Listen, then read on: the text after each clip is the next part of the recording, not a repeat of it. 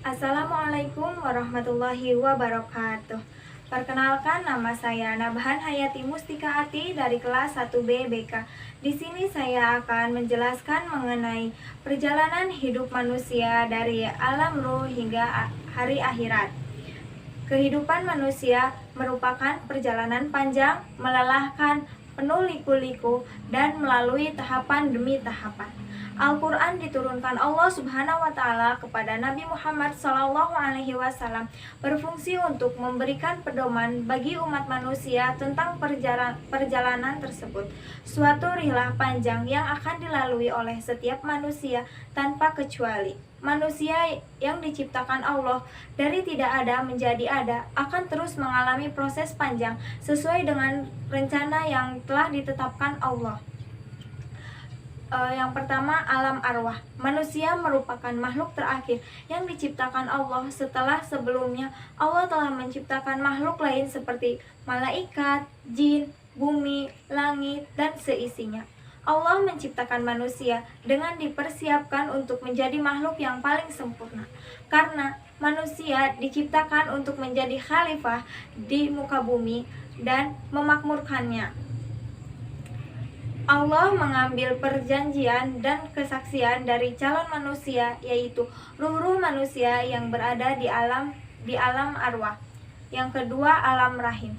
Rihlah pertama yang akan dilalui manusia adalah kehidupan di alam rahim selama 40 hari berupa nutfah, 40 hari berupa alaqah atau gumpalan darah, dan 40 hari berupa mudghah, gumpalan daging. Kemudian ditiupkan ruh dan jadilah janin yang sempurna. Setelah kurang lebih 9 bulan, maka lahirlah manusia ke dunia. Rasulullah SAW bersabda, sesungguhnya seseorang dari kalian dikumpulkan penciptaannya di perut ibunya 40 hari nutfah, kemudian alaqah selama hari yang sama, kemudian mudghah selama hari yang sama, kemudian diutus baginya malaikat untuk meniupkan ruh dan ditetapkan 4 kalimat, ketetapan rizki, ajal, amal, dan sengsara atau bahagia. Hadis riwayat Bukhari dan Muslim. Yang ketiga, alam dunia. Di dunia, perjalanan manusia melalui proses panjang, dari mulai bayi yang hanya minum air susu ibu, lalu tumbuh menjadi anak-anak, remaja, dan balik. Selanjutnya menjadi dewasa, tua, dan diakhiri dengan meninggal. Proses ini tidak berjalan sama antar satu orang dengan yang lainnya. Kematian akan datang kapan saja menjemput manusia dan tidak mengenal usia. Di dunia inilah manusia bersama dengan jin mendapat taklif dari Allah, yaitu ibadah. Dan dalam menjalani taklifnya di dunia, manusia dibatasi oleh 4 dimensi. Dimensi tempat, yaitu bumi sebagai tempat beribadah. Dimensi waktu, yaitu umur sebagai sebuah kesempatan atau target waktu beribadah. Selanjutnya, dimensi potensi diri sebagai modal dalam beribadah, dan dimensi pedoman hidup, yaitu ajaran Islam yang menjadi landasan amal. Selanjutnya, alam barzah. Fase berikutnya manusia akan memasuki alam kubur atau alam barzah. Di sana mereka tinggal sendiri. Yang akan menemaninya adalah amal mereka sendiri. Kubur adalah taman dari taman-taman surga atau lembah dari lembah-lembah neraka. Manusia sudah akan mengetahui nasibnya ketika mereka berada di alam barzah, apakah termasuk ahli surga atau ahli neraka. Al-Bara bin Azib menceritakan hadis yang panjang yang diriwayatkan Imam Ahmad tentang perjalanan seseorang setelah kematian. Seorang mukmin yang akan meninggal dunia disambut ceria oleh malaikat dengan membawa kafan surga. Kemudian datang malaikat maut duduk atas kepalanya dan memerintahkan ruh yang baik untuk keluar dari jasadnya. Selanjutnya disambut oleh malaikat dan ditempatkan di kain kafan surga dan diangkat ke langit. Penduduk langit dari kalangan malaikat menyambutnya sampai di langit terakhir, bertemu Allah, dan Allah memerintahkan pada malaikat, catatlah kitab hambaku ke dalam iliyin dan kembalikan ke dunia. Maka dikembalikan lagi ruh itu ke jasadnya, dan datanglah 2 malaikat yang bertanya, siapa Tuhanmu? Apa agamamu? siapa lelaki yang diutus kepadamu? Siapa yang mengajarimu?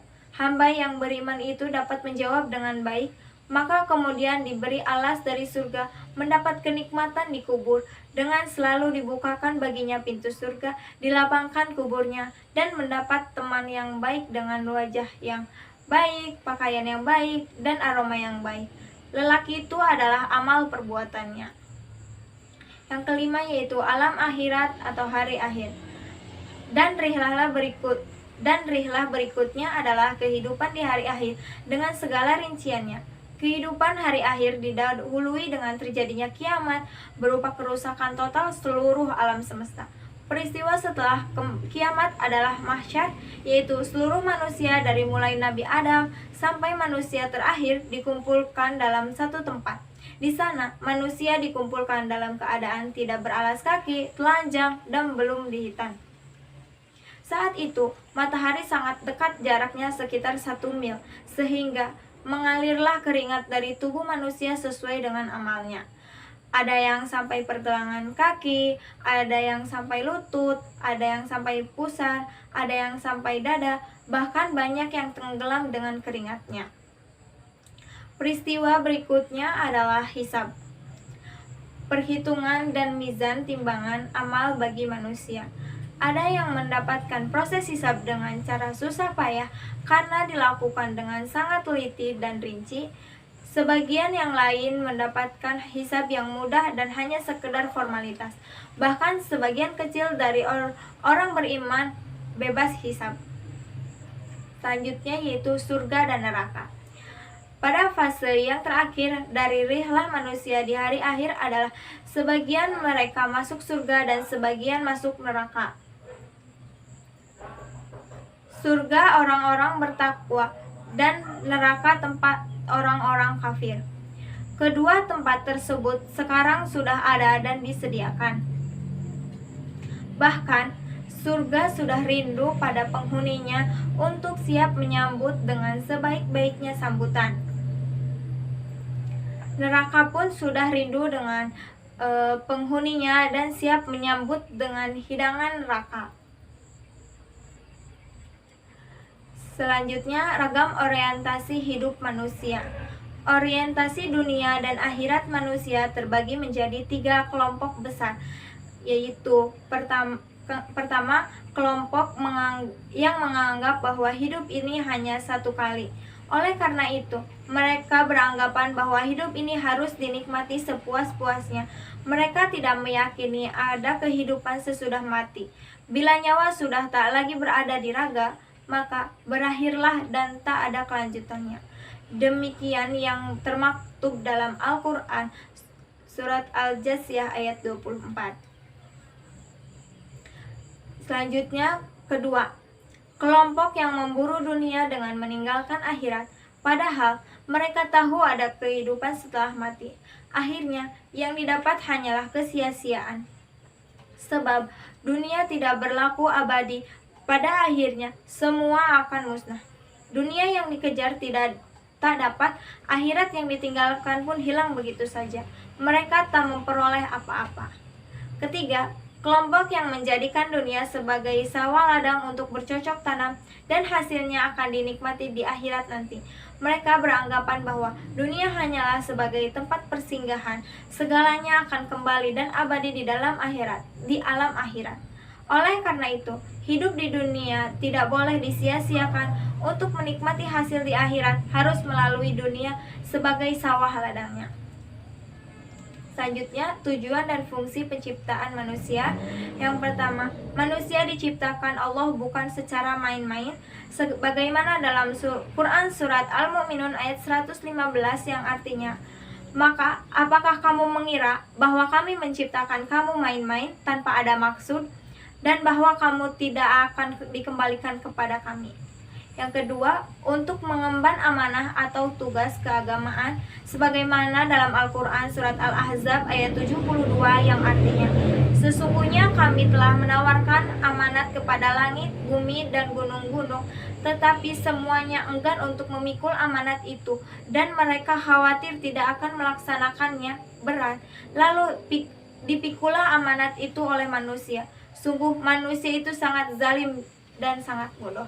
Yang ketiga, untuk mengabdi atau beribadah sebagaimana dalam Al-Quran surat Az-Zariyat ayat 56 yang artinya, Aku tidak menciptakan jin dan manusia melainkan agar mereka beribadah kepadaku. Yang keempat, untuk menjadi khalifah sebagaimana dalam Al-Quran surat Al-Baqarah ayat 30 yang artinya, Dan ingatlah ketika Tuhanmu berfirman kepada malaikat, Aku hendak menjadikan khalifah di bumi. Mereka berkata, Apakah engkau hendak menjadikan orang yang merusak dan menumpahkan darah di sana, sedangkan kami bertasbih memujimu dan menyucikan namamu? Dia berfirman, Sungguh, aku mengetahui apa yang tidak kamu ketahui. Yang kelima, untuk menjadi da'i sebagaimana dalam Al-Quran surat Ali Imran ayat 110 yang artinya, Kamu umat Islam adalah umat terbaik yang dilahirkan untuk manusia, karena kamu menyuruh berbuat yang ma'ruf dan mencegah dari yang mungkar dan beriman kepada Allah. Sekiranya ahli kitab beriman, tentulah itu lebih baik bagi mereka. Di antara mereka ada yang beriman, namun kebanyakan mereka adalah orang-orang fasik.